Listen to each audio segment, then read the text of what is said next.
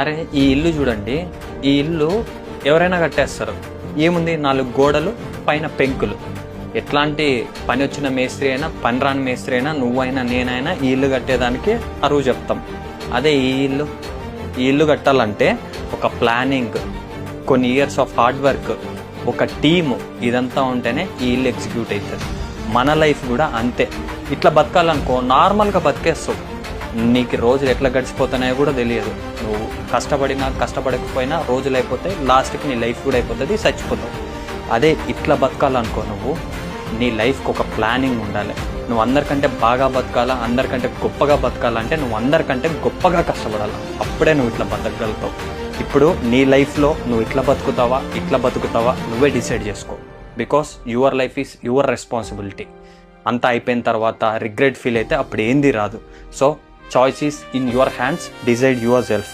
ఇట్లానా